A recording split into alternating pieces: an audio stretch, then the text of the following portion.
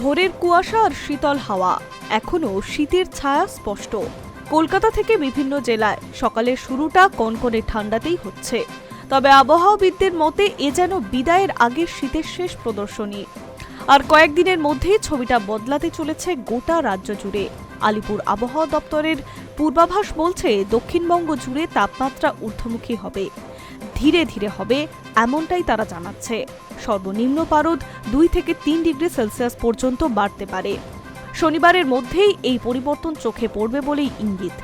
রাতের ঠান্ডা অনেকটাই কমবে, দিনের তাপমাত্রা বাড়বে ক্রমশ।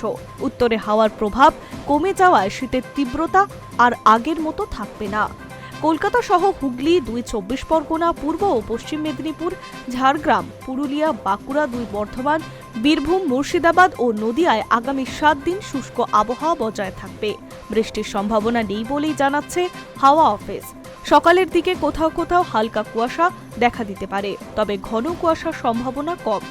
উত্তরবঙ্গে একই প্রবণতা। আগামী 3 দিনের মধ্যে দার্জিলিং, জলপাইগুড়ি, কালিম্পং, আলিপুরদুয়ার, কোচবিহার, 2 দিনাজপুর ও মালদাহে সর্বনিম্ন তাপমাত্রা প্রায় 3 ডিগ্রি পর্যন্ত বাড়তে পারে। সেখানে বৃষ্টির পূর্বাভাস নেই। পাহাড় ও ডুয়ার্সে সকালে কুয়াশার প্রভাব কিছুটা থাকতে পারে, তবে সারা দিনের আবহাওয়া থাকবে শুষ্ক। হাওয়া অফিসের মতে 14 ফেব্রুয়ারি থেকে তাপমাত্রা বৃদ্ধির প্রবণতা আরও স্পষ্ট হবে। বিশেষ করে দক্ষিণবঙ্গে উষ্ণতার তাপমাত্রা উত্তরবঙ্গের তুলনায় দ্রুত বাড়তে পারে, অর্থাৎ ভ্যালেন্টাইন্স ডে থেকে শীত কার্যত বিদায়ের পথে হাঁটবে। সব মিলিয়ে কনকনে ঠান্ডার বদলে সামনে অপেক্ষা করছে তুলনামূলক স্বস্তিকর আবহাওয়া।